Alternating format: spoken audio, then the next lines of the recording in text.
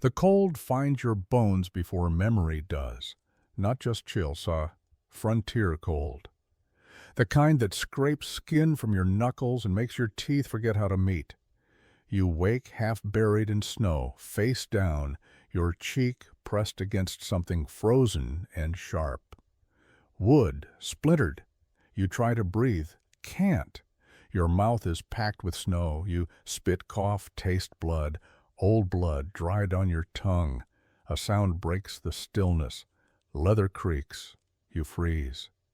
Then slowly you shift your weight and lift your head just enough to see wheels. Shattered spokes. A coach door torn clean off, its frame rimmed with ice. Canvas torn and snapping in the wind. A dead horse lies a few yards away, steam no longer rising from its flanks. Then you see the man, the driver, slumped over the brake lever, still as the ice forming on his whiskers. One arm hangs limp. His chest is dark with blood, but it's the arrow protruding from it that twists your gut. But something's wrong. The fletching's not right. Too short, dyed to look like Lakota craft, but the shaft's clean cut, not hand-carved. And the feathers? From a turkey. Lakota use eagle or hawk. You blink snow from your lashes. This wasn't a raid. This was a message. You sit up slowly, every joint screaming. You're wearing wool, fine eastern wool, but your boots are frontier-worn, heels raw, toes cracked. That doesn't make sense. Neither does the weight in your coat pocket. You reach in, fingers numb, pull out a small pouch. Inside, silver, heavy, fresh-minted, still sharp-edged. You count by feel, 10 coins, 20, $200. Next, folded paper. The stage manifest. You scan the names. 3 passengers, but you remember 4, and not just faces, voices. You close your eyes. You'll like the view if you sit by the left window. That voice, gentle, a woman's, friendly. Then a man, laughing. Unless she gets coach sick, then we all suffer. But no names on the list match. You reach deeper. Something else, stiff, thick. You pull it free. A photograph, torn, frayed at the edges. You stare. It's a woman, half in shadow. Hair pinned back, eyes calm, unreadable. Cheekbones too familiar. You tilt it toward the weak sun. There's no doubt she looks like you. You feel something unravel then, inside. Not panic. Something tighter. You look again at the arrow in the driver's chest, then at the trail ruts leading away, mostly filled in with snow now, but still visible. The coach didn't just crash, it was driven here, then stopped. You scan the ground, a set of tracks heading northeast, wide-set boots, heavy, purposeful. Another heading south, smaller, faster, scattered, maybe fleeing. You try to stand. Pain shoots through your right ankle, twisted, maybe worse. You tighten your jaw, test weight, doable, barely. Then you notice one more thing. Tucked beneath the driver's coat, barely visible in the folds, is a rolled canvas tube. You ease it free. It's a railroad survey map. Dated, stamped, marked with red X's that cut through the Little Bighorn Valley. Lakota burial lands. You stare at the X's. At the route line bending just slightly west, as if deliberately avoiding something sacred, but failing. The cold returns then, inside your coat, behind your ribs. Whatever this wasn't just about money or land. Someone wanted a story buried here, and you were supposed to stay with it, but you're still breathing, and that makes someone very nervous.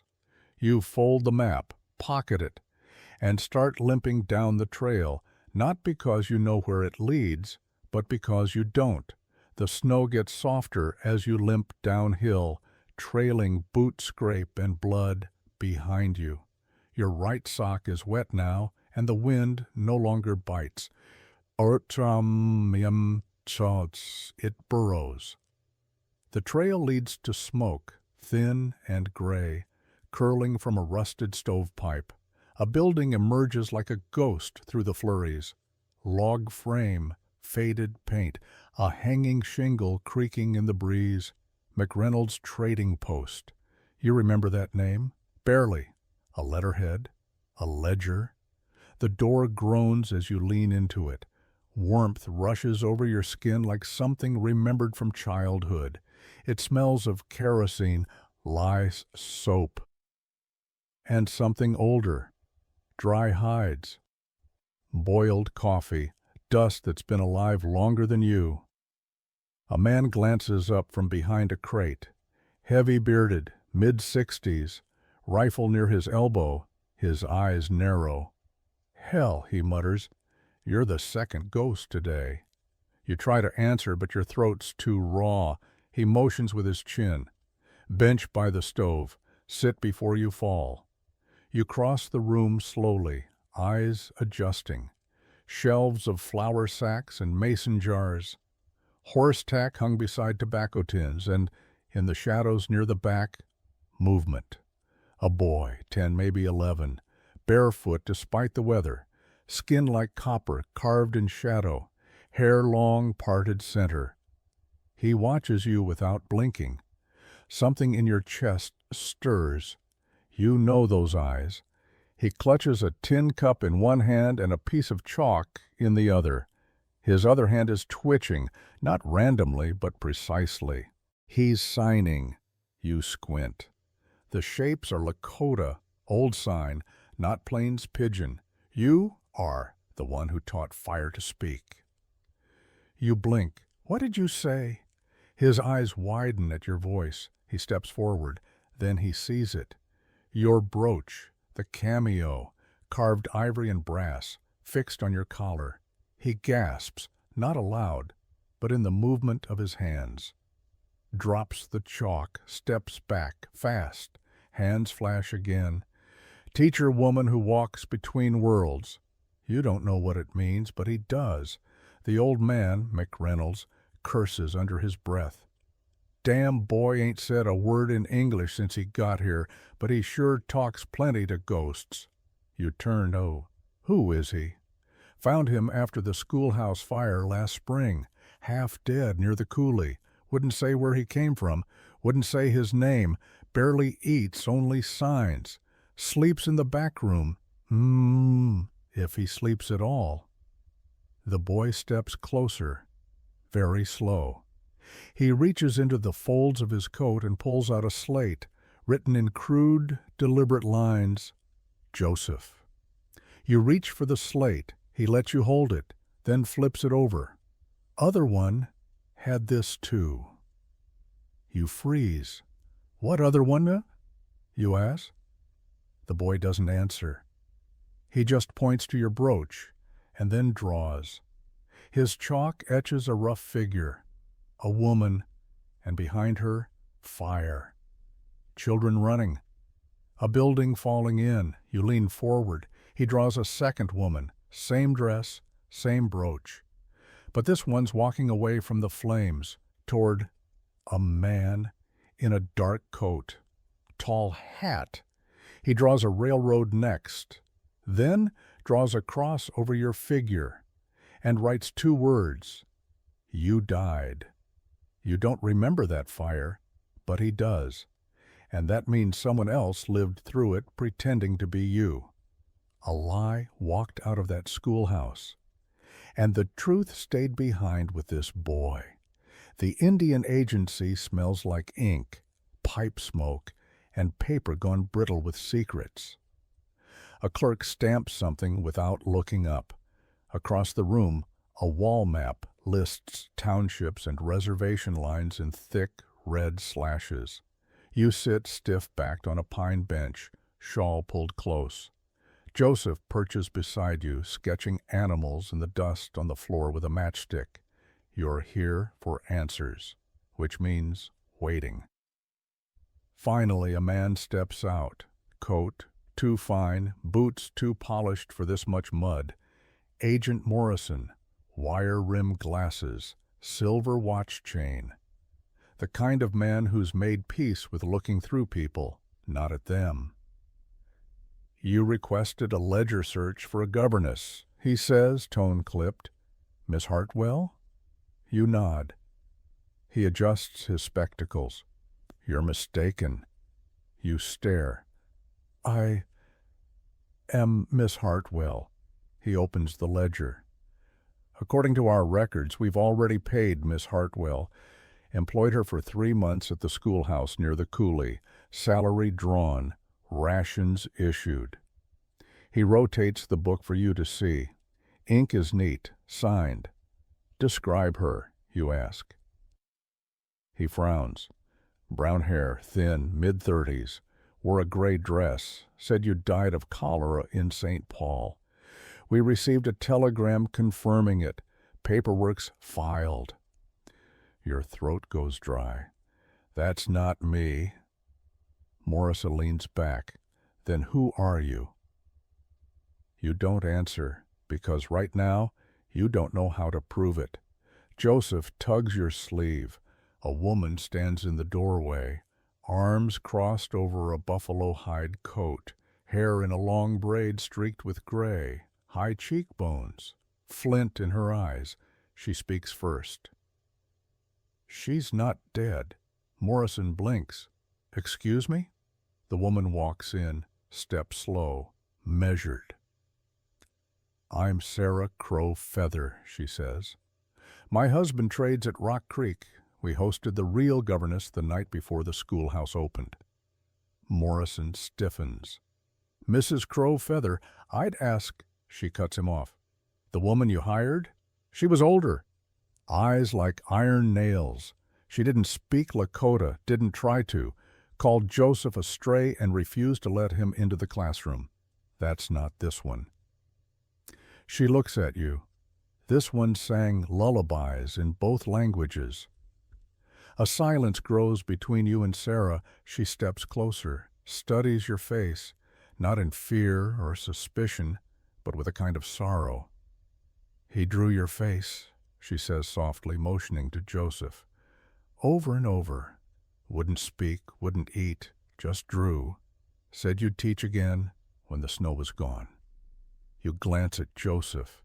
He's staring at Morrison's ink bottle, eyes blank, but his fingers are moving, slowly, quietly in his lap, signing one phrase over and over.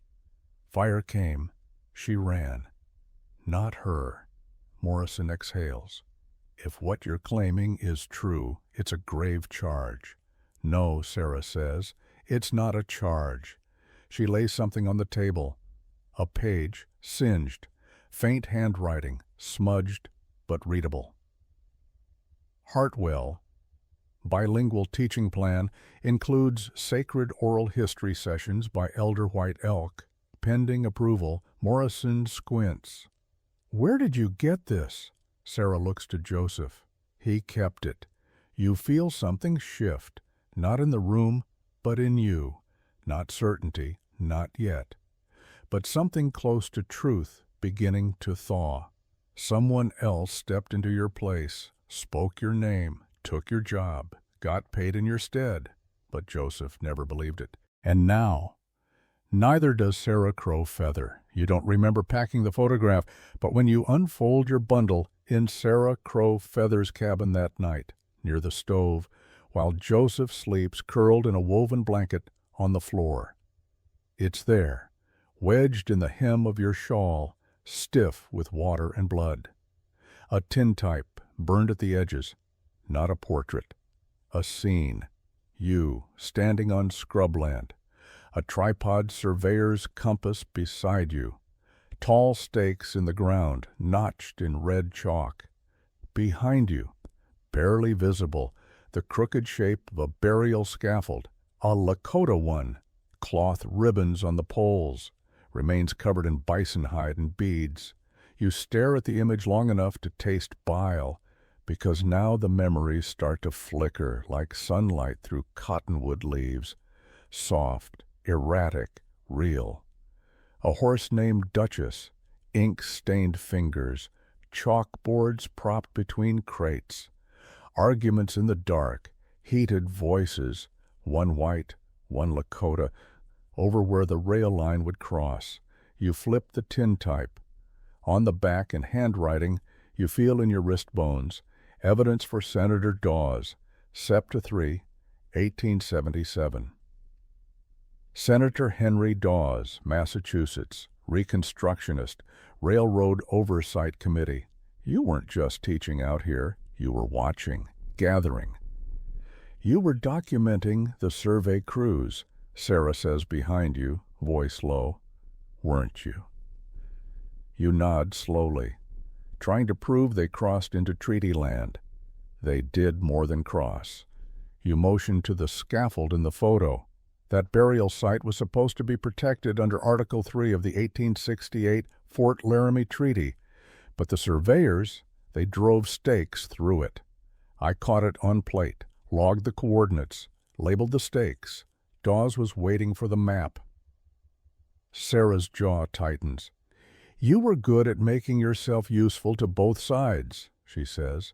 Not accusing, not admiring, just observing. You nod again. I believed education could bridge it, show the Army, the agents, the land managers, that children didn't have to be casualties of their father's greed. And the railroad? You looked down. That was different. That was theft. Covered in ink and gold and government stamps. Sarah walks to a cabinet, takes out a tin box, opens it with a flint key.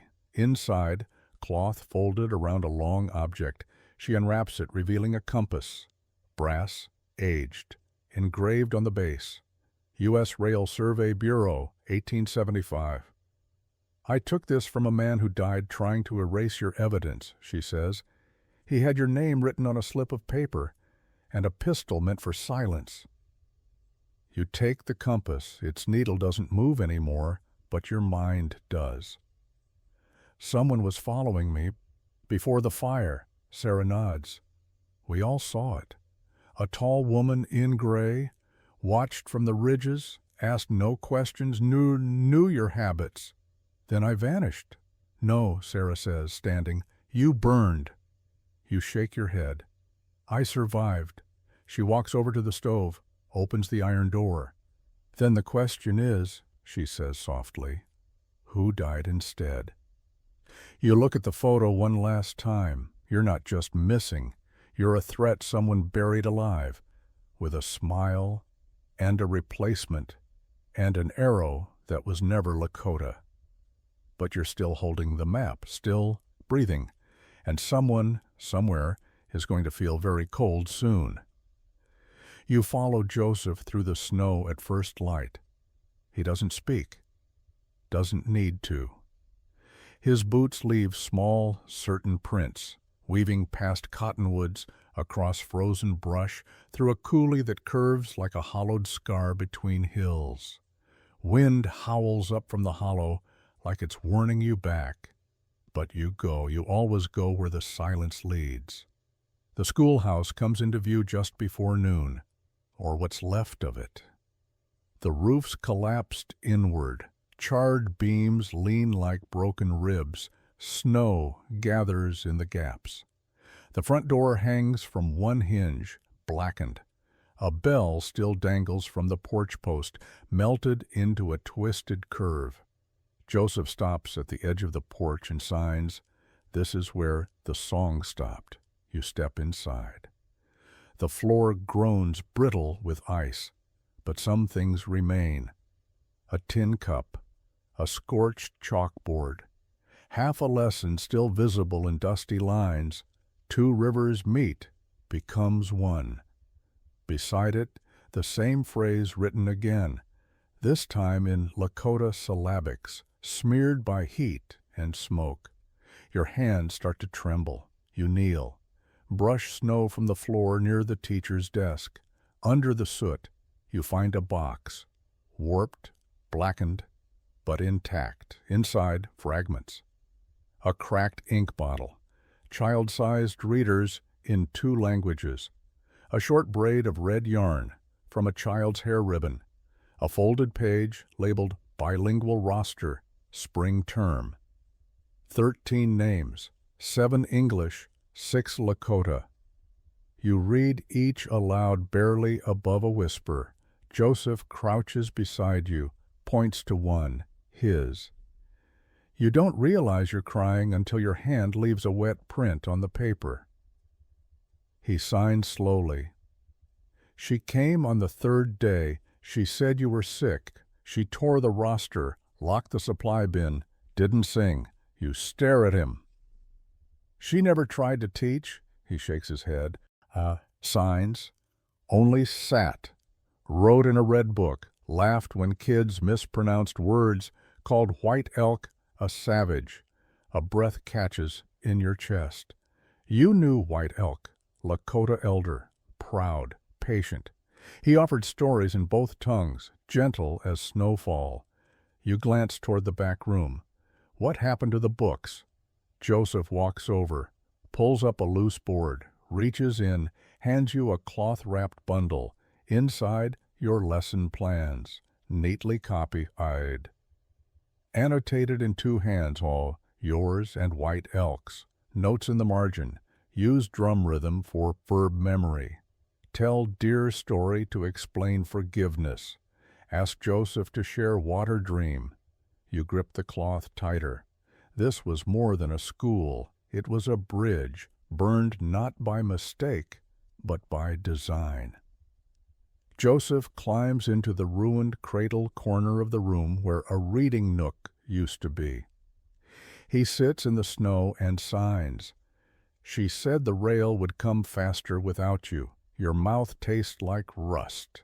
You scan the room again, and you see something the fire couldn't eat. Carved deep into the wall beam behind the desk, your name. E. Hartwell, and beside it, in a child's handwriting, 1 word, scratched with a nail. Real. You smell him before you see him. Pipe smoke. Old bear grease, a hint of spruce. Joseph tenses first, fingers tightening around your coat hem. Then you spot him, leaning against the frame of the burned bell post like he's been watching since dawn. Tall, built like a freight mule in a ragged buffalo coat, hat pulled low, gray streak in his braid. Benjamin Cross. Métis tracker. Known along the Bozeman Trail for finding people who don't want to be found and walking away from people who do. He lifts the pipe from his mouth, flicks ash into the snow. You're not her, he says. You stiffen. I might be. He shakes his head. No, you're the real one. You step forward. Then you've met the other. He nods once. Slimmer, speaks with her teeth clenched, keeps her hands in her pockets like she's hiding something sharp, calls herself Miss Hartwell, teaches nothing, listens too much, pays in Eastern coin. What do you want with her? He taps his pipe out on the post. Same thing you do, truth. Difference is, I get paid to find it. You glance at Joseph, who's now gone utterly still, barely breathing. Cross follows your gaze. Kid saw the fire? He lived it. Cross nods, expression unreadable. Then he pulls something from his coat, a telegram. Crumpled at the edges, you read aloud, to Agent Morrison. Package misplaced. Replace with Model B. Send payment to billing station under name Clara Dane. You lower the paper. Model B? Cross shrugs. Could be anything. Railway code, human freight. Hell, maybe even school teachers. He reaches into a second pocket. Hands you a piece of a broken spectacles arm. The ivory inlaid kind worn by bureau agents or railroad men. You know where this came from? He asks. You stare. The scorch pattern on the edge. You've seen it. The day before the fire, a man came to the school. claimed to be a photographer, asked for names, photos of each child, wore glasses like these, asked too many questions. "Did you kill him?" you ask. Cross shrugs. "No, but someone did. Found his body west of here, in a draw, throat cut clean, horse gone." You feel your pulse behind your teeth. Joseph reaches for your hand. His fingers spell out, "He knew too much." You meet Cross's eyes. "What do you want from me?" He squints into the snow-lit ruins. Answers, names, proof she ain't the one she says. Enough to convince the kind of men who think real and right ain't always the same. You study him. His face is calm, too calm, but his hands, they twitch near his coat buttons. You know that gesture. He's afraid he might have to draw, but not on you. "Then we go together," you say. "You, me, and the boy." Cross raises an eyebrow. "You sure? We won't be friends. Just headed the same direction." "That's more than I had yesterday." You turn toward the trail. Joseph already at your side. Cross stays a beat longer, scanning the tree line, pipe back in his mouth. "Just so you know," he says to no one in particular, "last woman I followed like this, she was dead before I could tell her who hired me." You don't look back, then walk faster this time. The first howl sounds like wind. The second makes Cross stop walking. You're maybe 3 miles from the schoolhouse ruin, moving up a cut-bank trail toward Rock Creek's ridge. Joseph walks between you, hand tucked in your coat. Snow crunches under your boots, not deep, but slick. Cross keeps glancing back. He doesn't like being followed. Then the third howl comes.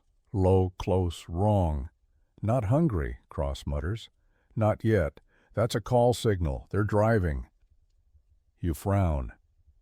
"Wolves don't work like that, not this close to town," Cross spits. "They do when someone bleeds out a rabbit trail and lets the scent run free." You look down, there, across the drift. A splash of red, fresh, still warm at the edges. Joseph goes stiff, eyes wide, his fingers flutter. "They're hunting us." You grip his hand tighter. "Not us. You." Cross draws his Hawken rifle, smooth, no panic. You kneel, pull your own weapon, a sawed-off Colt's Dragoon from the trading post. Only 5 rounds, but better than bare hands. Then you hear the brush move. The first wolf breaks the snow line not 20 yards away. Lank, gray-black, ribs showing. Not starving, agitated. Its muzzle glistens red, not its own blood. You raise your weapon. Cross hisses. "Not yet. That one's testing us." But Joseph's already pulling backward, breath fast. He steps too wide, slips. You lunge, grab his coat, haul him in. That's when the second wolf appears from the opposite direction. Cross turns, fires. The crack is deafening. The wolf flips sideways, body cartwheeling into the snow. The first one darts back but doesn't flee. It's not afraid, not yet. Cross reloads fast, voice low. "This ain't a pack run. Someone lured 'em in with blood and food scraps." You squint toward the east. A lean pine ridge rises there, sun-shadowed. A silhouette moves across it, brief, narrow, fast. Human. Whoever they are, they wanted this to look like a random predator kill. They didn't plan on you surviving. "Joseph!" you snap. "Crawl under that log there. Don't move." He obeys without sound. Another snarl. This one closer. You steady your Colt. The third wolf comes at you fast. Teeth bared, fur bristled. It closes the gap in 3 heartbeats. You fire. The shot takes it just above the shoulder. Not dead, but down. It yelps, limps, tries to drag itself back toward the ridge. You breathe hard, barrel smoking. Then you hear something worse than howls. A whistle, short, sharp, human. Cross hears it too. That's a recall signal. Trained? No, he growls. Driven, kept near camps, fed blood, conditioned to the sound. You watch the surviving wolf disappear into brush, tail low. Joseph crawls out, trembling. His face is pale. They wanted to scatter us, you whisper. Pick us off. Or make sure we didn't get to town with you still walking, Cross says. He points to the blood trail, now clearly visible in the drift, laid out in a deliberate arc. A setup and a warning. You reload with shaking fingers. They know I'm alive, Cross nods, and they know you're not supposed to be. The town of Dry Fork looks like it's waiting to disappear. 2 streets, 1 saloon, 1 church, a telegraph station where dust has more permanence than people. Cross peels off toward the stables. You and Joseph head toward the feed store. It's the only place with a back room warm enough to rest in. But the man leaning on the post out front stops you cold. Long gray coat, tall hat, boots too clean for this mud, face half shadowed. You see the glint of a Pinkerton badge before he turns, and then you see something worse. His eyes, green steady, unflinching. You know them, Marcus James Whitmore. 15 years ago he sat in your schoolhouse, cheeks dirty, knuckles always bruised. Couldn't spell rescue but memorized every passage you read aloud. He steps forward. You shouldn't be here, he says. You can't speak. Joseph grips your hand, doesn't understand, not all of it, but enough. Marcus tilts his head, his voice is soft, almost teacher-like. You died, Miss Hartwell. I read it myself. Agent telegram, signed and stamped. Even had a funeral notice posted in St. Paul. Body never recovered, but the line didn't care. The new one showed up right on time. You step in front of Joseph. I know. Marcus's eyes flick to the boy, then back to you. You were kind to me, back then. His hand doesn't move toward his gun, but he doesn't relax either. And you were angry, you say, every day. I had reason, he mutters, the kind no school book could spell out. Silence thickens. He looks tired, thin, coat too big for him, like he grew into a job that didn't fit. You working for the railway? You ask. He doesn't answer right away. I'm working for survival. You study him. His collar's worn. His jaw hasn't been shaved in days. There's a faded ink stain on his cuff, left-handed, like he was when you taught him. He clears his throat. They told me not to ask questions, just verify. Follow the boy. Confirm the death. If needed, correct it. You blink. Correct it? He meets your eyes. Make it true. Your pulse stops. He doesn't pull his weapon, doesn't raise his voice, but that was the sentence. Joseph tugs your coat, signs frantically. He knew the songs. He watched the school from the ridge. I saw him. You turn to Marcus. You were there, the day it burned. He looks away. I didn't set it, but I didn't stop it. You nod slowly. Then you're not hunting me. You're burying guilt. He doesn't flinch, but his jaw works like he's grinding stone between his teeth. I could say I was just following orders, but the truth is, you made me feel small. Not because you wanted to, because you believed I could be more. And that scared the hell out of me. He finally reaches into his coat, but pulls out something unexpected.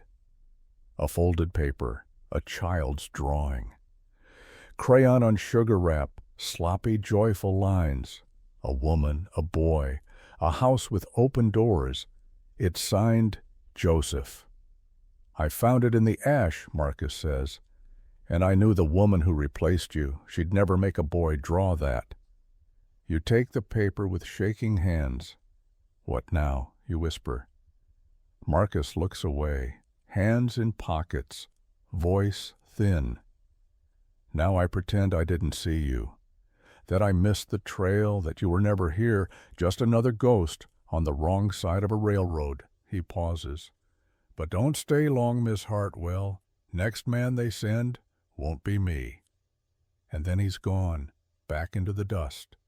Just another boy you couldn't save, walking away with his guilt tucked in his coat. The wind rises as you near the Hartwell homestead. You didn't expect it to still be standing, yet here it is, gray clapboard siding, porch boards weather-warped, a single shutter hanging loose like a jaw knocked sideways. The yard is choked in late-season weeds. A stove chimney tilts like it forgot how to hold heat. Joseph walks beside you without speaking. His fingers twitch in his coat, signing only when the road is silent. She said this place held your bones. Cross said he'd wait on the next ridge. No closer. What's buried here doesn't belong to many eyes. You step past the old gate, hinges broken. The crunch of frost beneath your boots louder than breath. Crows scatter from the roofline, not in fear, just as if they're done watching. The grave's behind the house, fresh enough that the soil still remembers the shovel. Stone cut clean, letters sharp. You kneel. Eleanor Hartwell, April 18, 1843, August 29, 1877. Beloved daughter. Quiet flame. Taken too soon. You stare until your eyes burn. That's your name. That's your birth date. And the stone is real, but you're still breathing. Joseph doesn't understand the look on your face. Not yet. You brush away dirt near the base. A second line of lettering, faint, likely added later. Illness took her. She died in peace. It's a lie. You pull your coat tighter and rise. Step around the headstone. The grass is uneven. A sunken line of earth nearby catches your attention. A second grave, unmarked, shallow. You kneel again. Push your hands into the cold until your fingers hit something hard. Wood. A child's coffin. No, too long. You don't open it. You don't need to. You already know what they did. A twin. One you never mentioned. One sickly from birth. Sent to live with relatives. Died during the cholera panic. Her body quietly brought west and placed here, under your name. Someone used her death to erase your life. You cover the soil again gently. Brush off your skirt. Rise. Joseph waits by the porch, watching. You walk toward the house. And just as your hand touches the doorframe, something glints from beneath the floorboards. You kneel, reach under, pull it free. A second cameo, same brass curve, same ivory silhouette, but this one's cracked, hairline fracture across the cheek. A flaw like a scar. You turn it over, scratched on the back, not engraved. Return what was taken. Your hand closes around it. There were never two governesses. There was you. And a shadow shaped like guilt, given your name and paid to carry it west. And now that shadow walks alive and free. But not for long.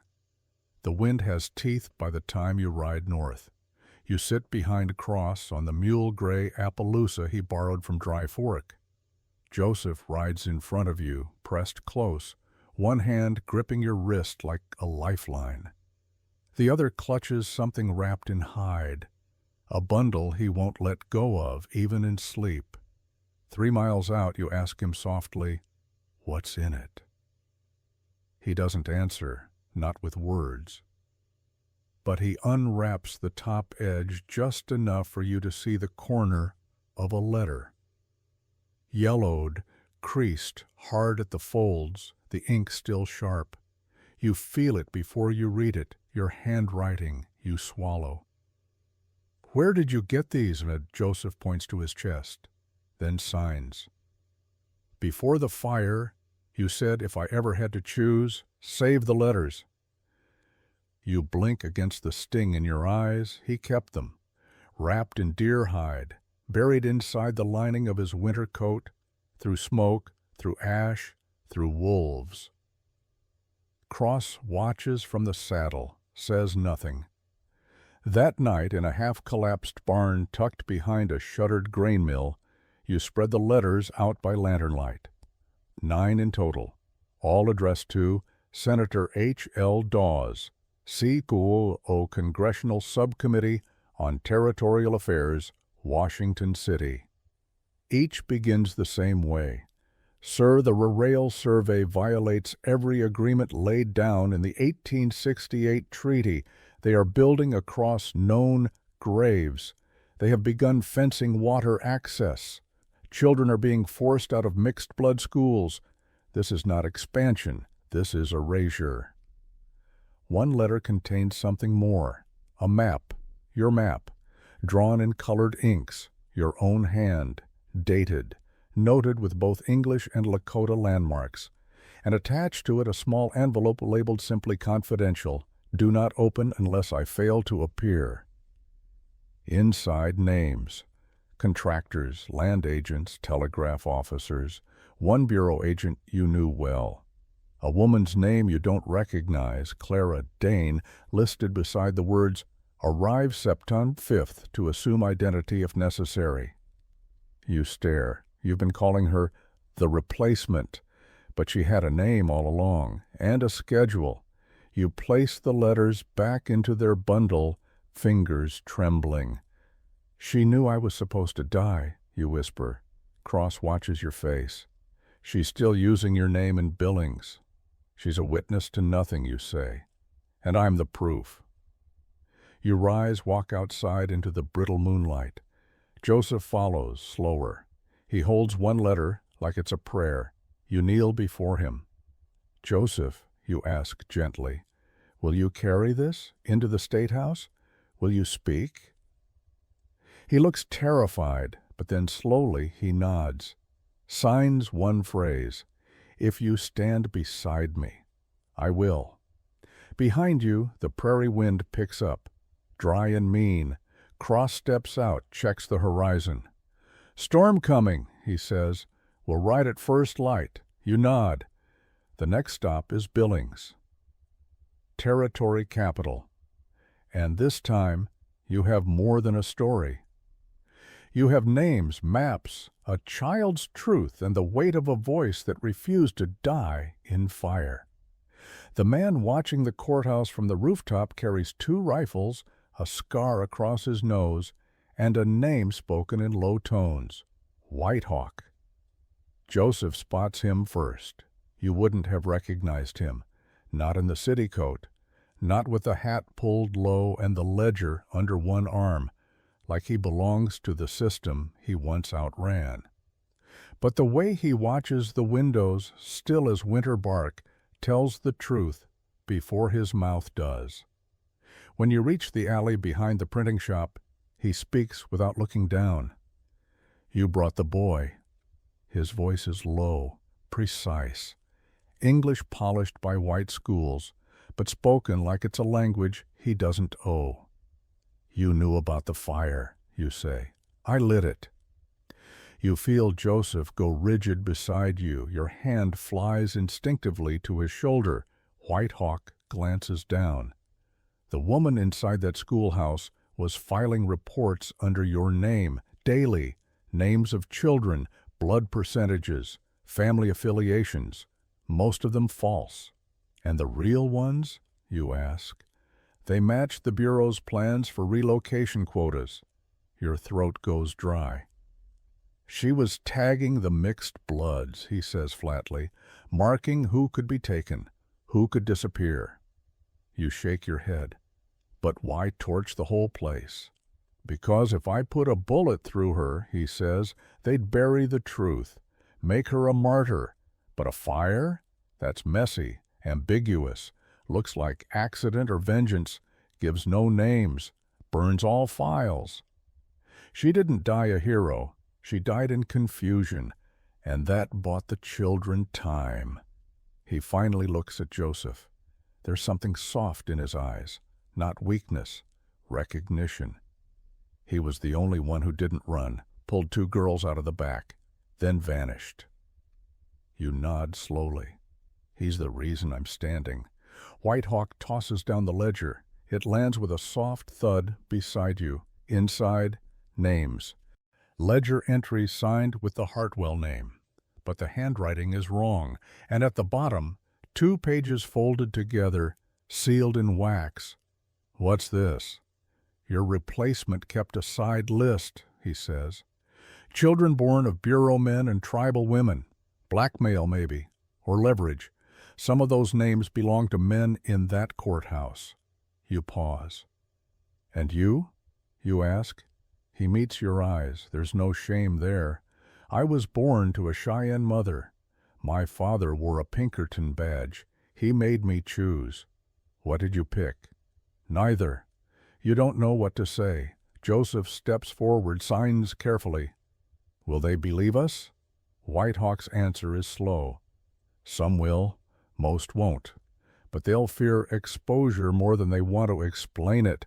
He lifts one of his rifles, checks the chamber, sets it back. You have until sunset to speak. Then the vote on the education bill passes. If it does, tribal schools become federal property. No more dual language programs, no more local choice. You feel your pulse rise. You're coming in with us. White Hawk shakes his head. No, I burned a building. You walk in with a boy and the papers. I stay on the roof and make sure the doors don't lock behind you. You hesitate. You still trust me? He exhales. I trust the one who taught me the word mercy. You remember now, a boy who refused to raise his hand in class, who drew animals in the margins, who stayed after school just to sweep the floor. He never looked up, but he always listened. White Hawk nods toward the courthouse dome. They'll try to smile, try to dismiss. Let them. He steps back into shadow. But when Joseph speaks, they'll finally remember which cradle was his. You reach the river just after first bell. The Yellowstone is a sheet of steel beneath morning frost, wide and deceptively calm.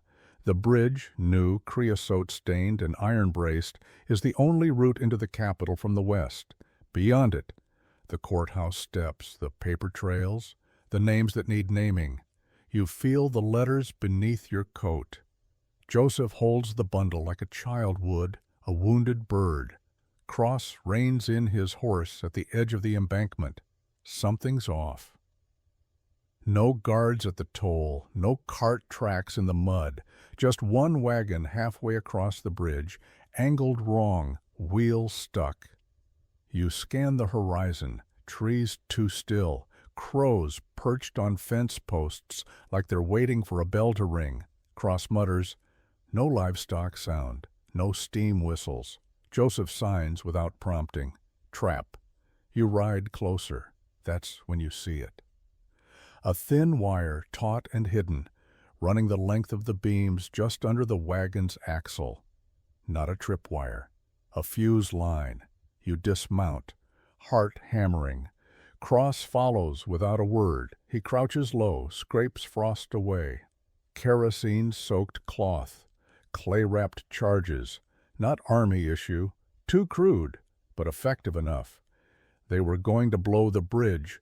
Cross doesn't smile. Not to stop us, to blame us. You swallow hard. If we go around... There's no time. Vote happens in 2 hours. Evidence has to be in their hands before that, or it's just another rumor. Your breath clouds in the air. Your knees want to give. Joseph touches your coat. Signs one word. Swim? You shake your head. Too cold. The current would rip your lungs open. Cross straightens. There's another way. Below the ridge, an old ferry spot from the trader days. Ropes and pulleys might still be usable. He's already moving. You help Joseph mount again. Your muscles ache with every step, but the fire in your chest is sharper now. Anger, not cold. 5 minutes later, You stand on the gravel bank of a thin channel where the river splits. There's a raft lashed beneath a willow, half rotten, but the crossbeams hold. Ropes stretch overhead, two thick lines from cottonwood to cottonwood, still taut. Cross tests the wheel gear on shore. "It'll turn," he mutters, "but not fast." "I don't need fast," you say. "I need a cross." He hands you the rope. "You sure?" "No."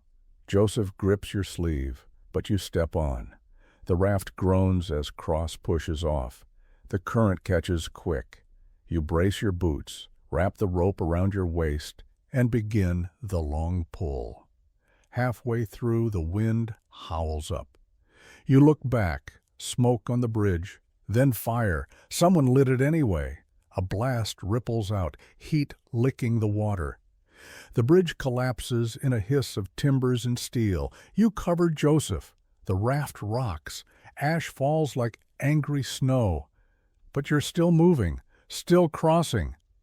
Cross shouts from the shore, already running, and on the far bank, the Capitol rises, not as salvation, but as judgment. You set your jaw, because when you walk through that door, the child beside you won't be a number. He'll be a witness, and your voice will carry what the river couldn't drown. The doors creak open and silence meets you, not the respectful kind, the loaded kind. Inside the territorial chamber, men in dark coats sit behind polished desks, quills poised like weapons. A clerk adjusts his spectacles. Papers shuffle. No one stands. You were not expected. Joseph walks beside you, chin high. You wear your ash-black shawl like a wound made of fabric. Cross lingers at the rear wall, arms folded, unreadable. You step forward to the table set for public comment. The chair creaks under you. No one speaks. You lay the bundle on the desk. 9 letters, 1 map, the second cameo, and one truth too heavy to stay buried. "I was declared dead by this committee," you begin, voice calm. "The woman who replaced me signed your ledgers, but she didn't teach." A stir. A man near the gavel clears his throat. "Miss Hartwell, your accusations lack structure. These are dramatic claims, but the official reports—" Joseph steps forward. He doesn't wait for permission. He doesn't ask. He places both hands on the desk, lifts his chin, and begins to speak in Lakota, not fast, not loud, steady, like water finding its path. He speaks of fire, of fear, of a teacher who sang songs in 2 tongues, then vanished into smoke. He names children, recites their drawings, quotes her lullaby word for word. Then he lifts the lesson roster, scorched, saved, and hands it to the committee. A few of them glance at each other, eyes shift. Then Joseph translates himself, 1 line at a time, clear, unbroken. The room goes still again. He finishes, steps back, and places a final item on the desk. The second cameo, cracked. The room holds its breath. A different voice speaks next, older, raw, with gravel. Sarah Crowfeather in the gallery. "She taught my children that stories mattered, so now the story matters back." Murmurs rise. The man at the center bangs his gavel once. This is not a trial. This is a vote on a bill. Cross's voice cuts across the chamber like a blade. "Then vote like the children are watching." You stand. "Erase me again if you want," you say. But the next time a child draws a home with open doors, ask yourself why the first one burned. You take Joseph's hand and walk out before they can answer. You don't hear the gavel fall. You hear footsteps. After the testimony, you and Joseph wait on the church steps across from the courthouse. The bell hasn't rung yet. Noon sun burns behind cloud, pale and indifferent. Cross leans against the fence post, smoking the same pipe from 3 counties back. No one speaks. Sarah Crow Feather stands beside the mail wagon, watching the building, like she's memorizing the brick pattern. You don't expect them to come out. But they do, one by one, coats buttoned, hats drawn low, avoiding your eyes, except Morrison. He crosses the street like every step cost him part of his pride, stops before you, eyes fixed on the ground. "We recorded the testimony," he mutters. "Joseph's statements will be entered into the congressional record." You wait. The education bill passed. "Of course it did," he swallows. "But an addendum was filed. Clause 74, local discretion may be applied to mixed language programs on a per-district basis." Your mouth is dry. "You're telling me we lost." He shakes his head. "You didn't. Not completely." From his satchel, he pulls out a single document, hands it to you. You read the heading, "Correction to Death Notice.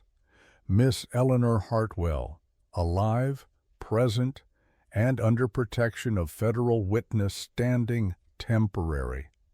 Underneath, a note in smaller hand. "Further identity fraud connected to Miss Clara Dane under review." You look up. Morrison won't meet your eyes. "I have a niece," he says quietly, "half Shoshone. They moved her off the roster last year, said she failed her English test, but she recited the Declaration by heart in Cheyenne." You nod once. Small truths, slipped like knives under the table. Morrison leaves. You exhale, but it doesn't bring relief. Sarah puts a hand on your shoulder. "It's not justice," she says, "but it's something with a spine." Joseph doesn't say anything. But he opens the lesson roster again, places it in your lap, half burned, half saved. 13 names, still waiting. You sit by the stove, a low fire, barely holding. The kind that lets the cold linger just enough to remind you that you're alive. Joseph sleeps nearby, wrapped in the shawl, your shawl. Not a garment anymore, not really. Just a strip of wool that remembers too much. Snow, smoke, tears, names whispered in classrooms that don't stand anymore. He clutches it in sleep, and something in you unclenches for the first time in weeks. Sarah hums a lullaby across the room, low and in Lakota. You don't know the words, but you don't need to. The tune is what you used to sing in both tongues. Children learned better when they swayed. Grief settled slower when it had melody. You close your eyes. When you open them, the fire's almost out. You walk outside. Snow falls in slow, drifting spirals, like it's being careful where it lands. The town is dark. The courthouse dome still gleams. You turn the cameo over in your hand. Cracked, but still yours. A bird calls once in the distance, a night sound. Watching, maybe. You'll look up, feel the weight of every mile behind you, and say to no one, "She found the cradle." Not a baby's. Not anymore. Just a boy. And a story, and a piece of cloth that told him where the truth still lived. If this story found you in the quiet hours, tell us what detail you'll remember in the morning, and who you'd trust to carry your name through fire.